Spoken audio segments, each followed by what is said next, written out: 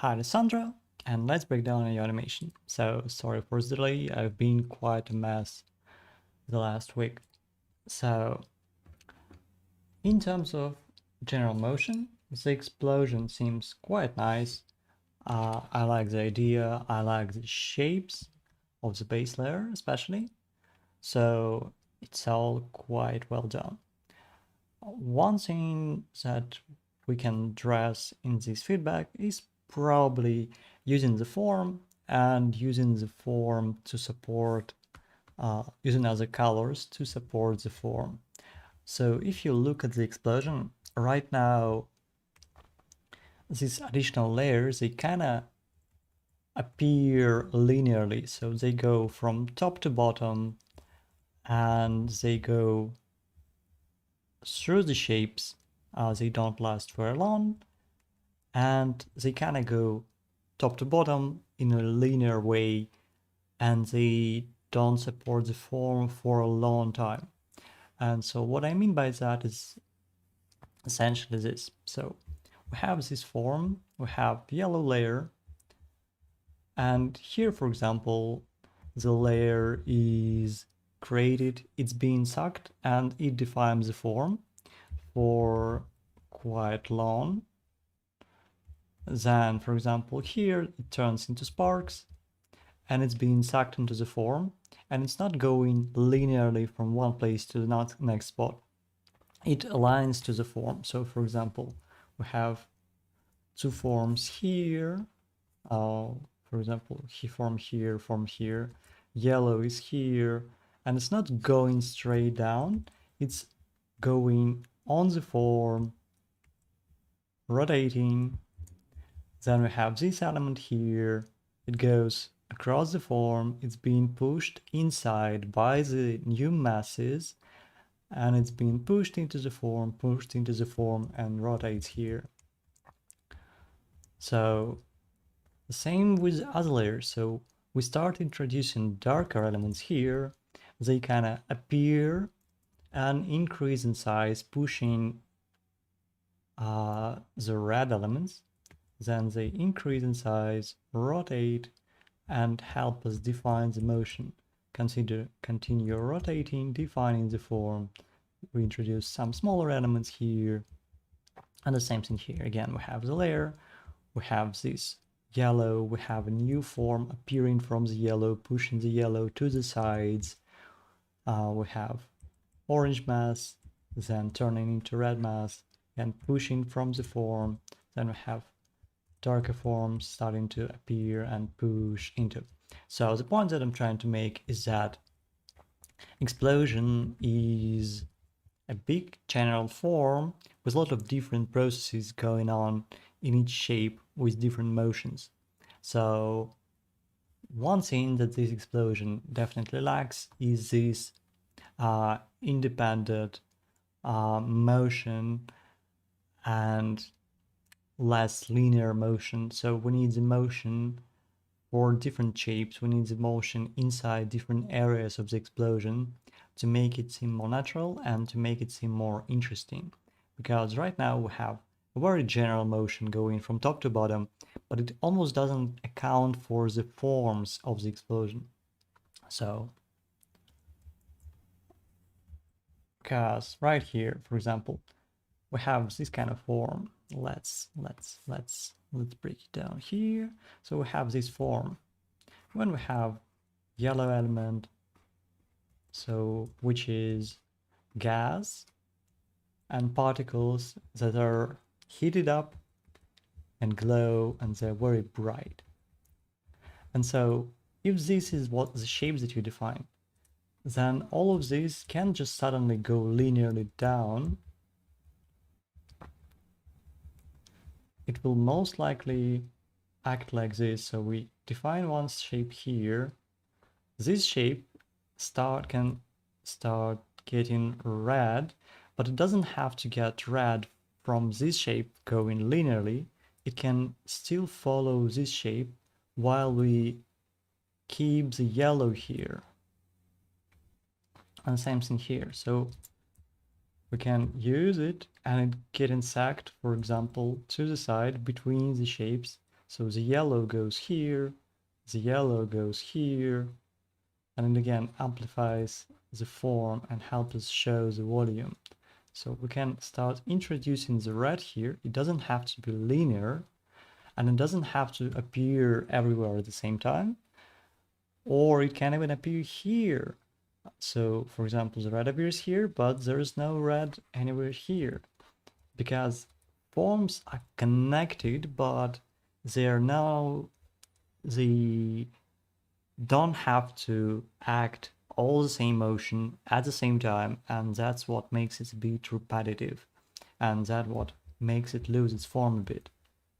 Because we have some variety, we have some lines amplifying the form and showing us the volume, but they go in a very predictable, in a very repetitive fashion. So you can clearly tell where the motion is going, and it has one overall direction, top to bottom. As for example, here it can go more to the side. We can again introduce different areas that have slightly different motion. Here it can go like this, here it can go like that. Again, it doesn't have to happen at the same time, and we can keep it way longer. And essentially the same thing with a brown layer. So everything again is acting top to bottom. At the same time, it appears exactly at the top parts of each form on the same frame. It goes down to the same level on the same frame, and it goes down on the same level there and there and there. So the point is getting this more interesting, more varied motion, and treating each part of the explosion as a slightly independent mass. So if they are connected, they influence the motion of each other. But the motion in the areas are not completely dependent. So the areas have their independent motion. For example, here we have this area that's going like this. So it's rotating, and it's rotating back to the form and shrinking because it's being pushed by some masses. We have this area, and this area is pushing these red masses to the forefront, and then they're going back. This area moves like this, pushing the mass, and then it starts moving like that, and this mass starts pushing. This area goes like this, so it goes forward, pushes the mass, and adds the rotation to the yellow part, then goes forward.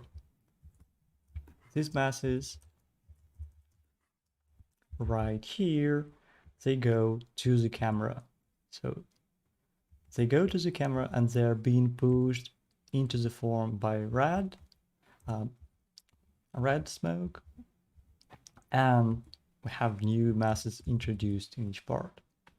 So it's kind of the same thing here. So you see, we're creating this explosion. We have white. Okay, let's play it first. An amazing explosion by Olivier Marlec. So we have yellow area, this white area. Then we introduce this orange masses to the explosion. They start increasing in size, rotating, and kind of erasing away this white. Then we start introducing more of this yellow here. And then we start introducing white here. White pushes all of this yellow away. And then we start introducing new forms here. They again increase in size, start rotating, and erasing the white. And we introduce more shapes. We start cooling down, increasing the size of the shapes of the orange and yellow, and orange slowly pushing yellow away while both of these colors push white away. And you can see that each area has kind of the overall motion. It follows the overall motion of the explosion, but each area also has its own motion, and that adds variety to the animation, and that helps us build more realistic, more interesting animation. So overall, the explosion seems pretty nice. I like some of the shapes, especially at the start. I like the choices. It's just about making it more varied, keeping this interesting design longer, making sure that we get interesting, varied motion, and that we don't repeat uh, motion at each shape. So next thing is this kind of blast of smoke. So here at the start, I would make it way more dynamic. So we can go for a splash that either points outward or that is swooshing. So if we're going to something like this that pushes outwards, we must amplify the direction, and we must make sure that it conveys the speed with sharp lines, longer lines and stuff, that it conveys the speed. And again, not forgetting about variety and keeping the difference between sides, not dividing it too evenly.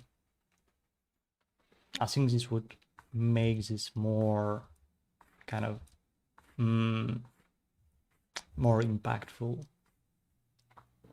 So next up we have this, and again, it doesn't have to linearly go to the camera. Since it's quite fast, we can change the forms quite a lot. So we had this frame here, then on the next frame we can change it, and for example let this mass rise up, let this mass become smaller, so we can get a different shape. So we can get 1, then we can get 2. So it can rotate, it can increase in size, we can add new forms and shapes. And again, not forgetting to amplify the impact.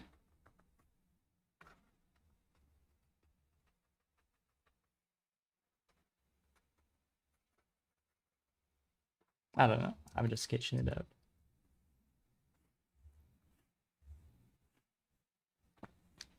And that way it won't look too linear, because with this kind of stuff, these shapes can change quite drastically and quite fast. So the same thing here, we can add a bit more variety, make sure that these shapes are interesting and they convey the motion, convey the direction.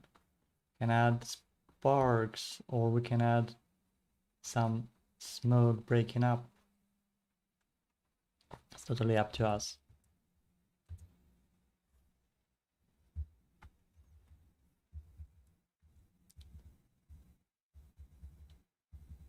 And you see, we have this hole in the center, right in the center, and it's going just straight to the camera. Don't get a lot of changes. And that makes it also quite repetitive, in a sense that we don't see a mass change. So the overall mass stays roughly the same. So it feels like it's just linearly going to the camera. So it would be nice to add some variety, rotation, particle flying away, or something like that to spice it up. And we can really play, like exaggerate the difference. So we can start quite small, showing that this is quite far away from the camera. So we can go 1, then go 2,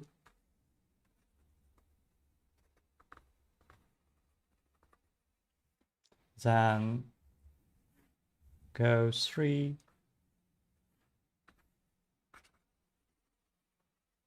and then go 4, very close to the camera, increasing the size of everything, changing the form, and 5 can be covering the camera, letting the particles fly by and covering some parts of the view, stuff like that. And this is also very important as to sell the explosion, to sell the speed and the impact. So overall, it's quite nice animation. We can definitely push it way more.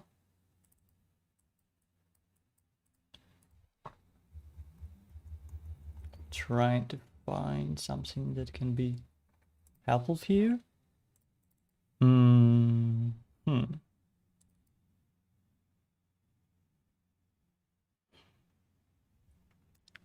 I'll find some references for the shockwaves, I guess. What else? What else can we do here?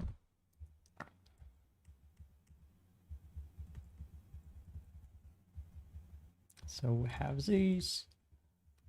So in terms of the overall form of the explosion and the overall motion, it seems pretty nice. We can clean up some of the motions at one point, but I would say it's looking okay.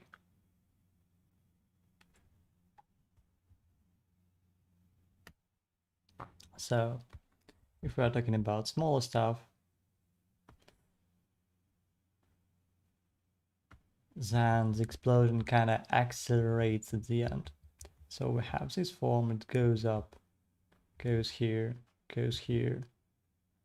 stays here, and then we have a sudden acceleration at the end of the animation.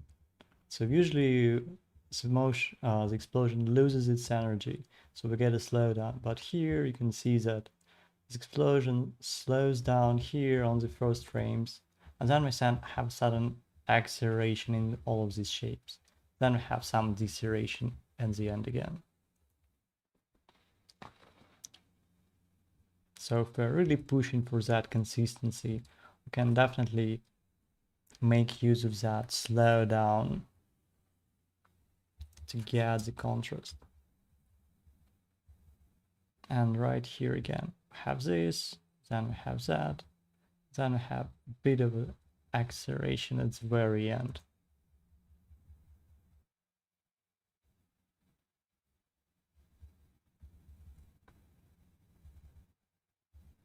Again, suddenly heading this shape, slow down again, going here, accelerating again, slowing down, accelerating a bit, slowing down.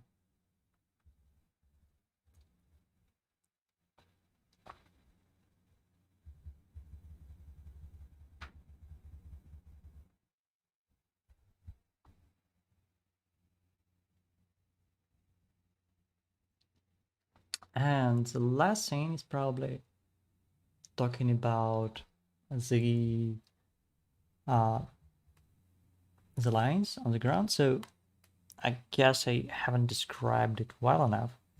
So this is the center of your explosion essentially.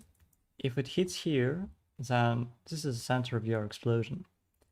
In perspective, the lines don't go to the horizon like this. So you can't see the others. So it's on the ground. So imagine that you draw a circle on the ground.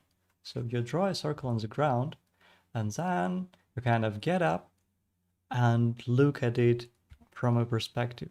You will never see a circle on the ground like this because of the perspective. So if you have a vanished line, have this, the circle will look like this. The circle can look like that, but it will never look like half a circle on the ground because it's in perspective and it kind of goes to infinity. So there will never be a case when you draw a circle on the ground and it will look like this. So if this is our vanishing point and this is our circle that you have drawn, here are the borders. So the circle goes from here to here. Let's draw it properly.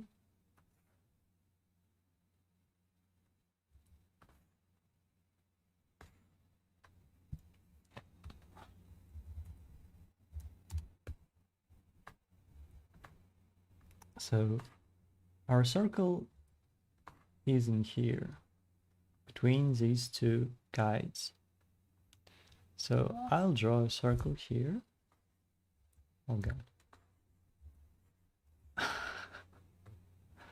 Let's change the color. So for example, this is our circle. Now, if I draw, let's see. Now, if I want to draw another circle, as the other side of the circle goes in perspective, we will see less of one side of more of the other side. So let's say I'll pick this color or white, I don't know. Let's use white and white. So this is a circle, have perspective and stuff. So then the next circle will be like this. So we'll get a slight increase on the side that goes to the horizon and more, a bit more here, and the most noticeable changes on the sides. Then we draw the next circle in the same perspective. So there will be some changes to the distant side and way more here. If I draw the next circle, it will look like this.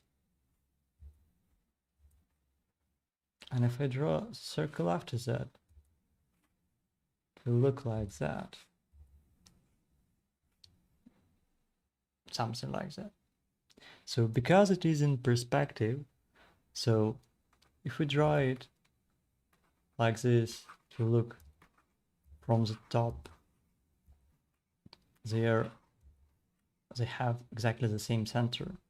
But if we draw it in perspective, this side, it goes into the perspective and it kind of shrinks visually, which means that the oval will still be oval, but the distance between the right side and the left side, between the side closer to us and further to us, will be different.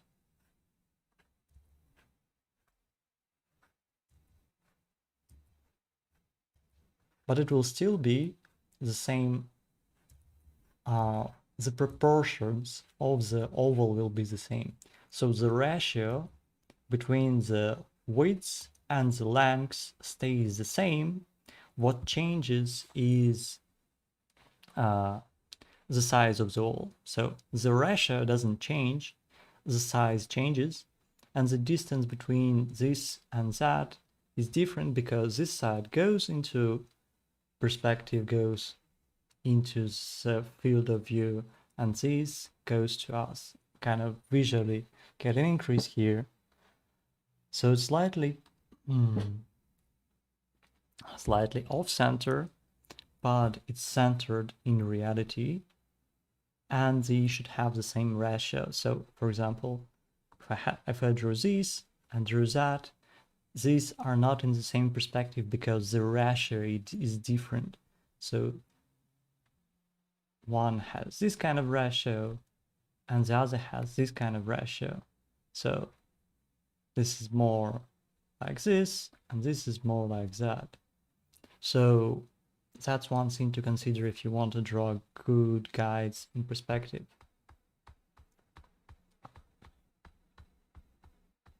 And I will probably try to find a video explaining this better.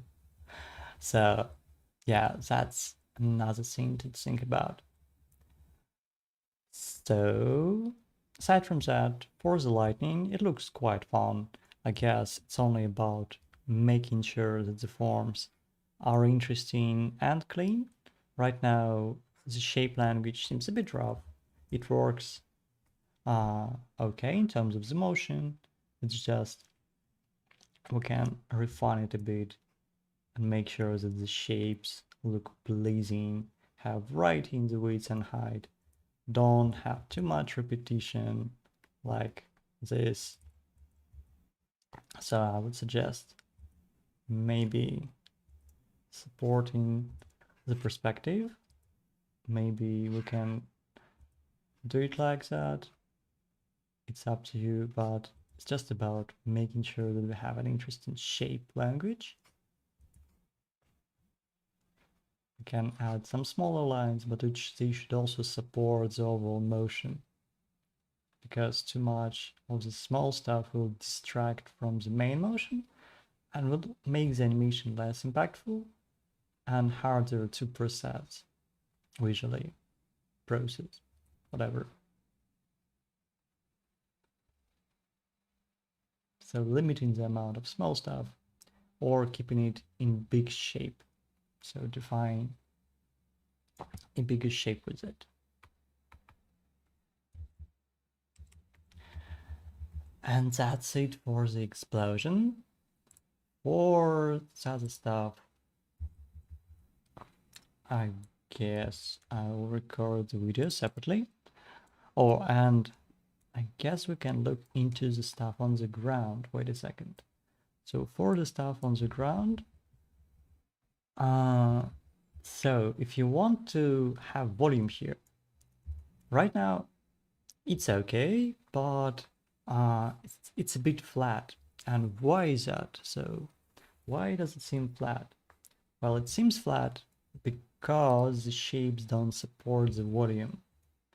So if we want the shapes to support the volume, you should make sure that the shapes support the direction and they add the form. So right here, they follow the surface. They define the surface. We have something to rely on.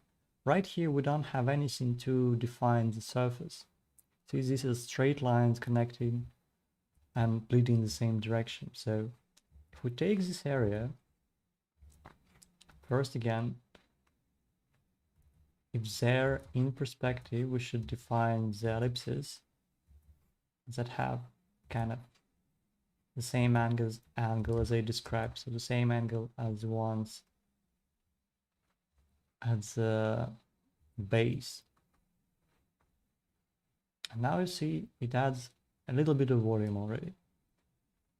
The second thing that we can do is make sure that these lines that you add also follow the form, they define the form, and they add information. And then we will get a bit more volume.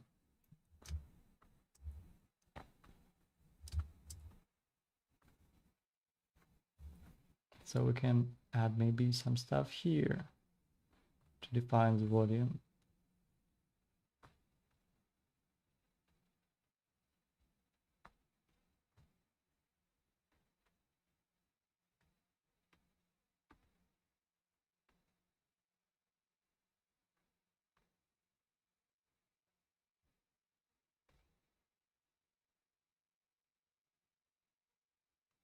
And I know that this is not a very easy animation. It's a very hard animation to do. And explosions, especially volumetric ones, are probably one of the hardest things to pull off. So it's okay. And the same thing here. So it would be nice to have a bit more variety, a bit more nuance in the shapes. Again, supporting the overall direction, adding some other elements to support it and make it more interesting. Would be nice to have some variety in the shapes here, so they don't follow exactly the same angle and they wrap around the forms, supporting other forms.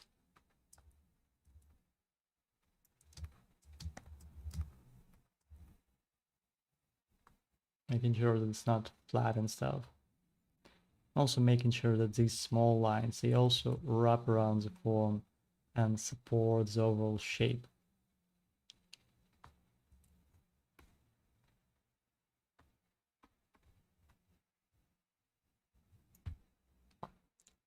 And that's it for now, I guess. Good luck, and let me know if you need any more reference or any more advice, and I'll be recording second breakdown on the liquid.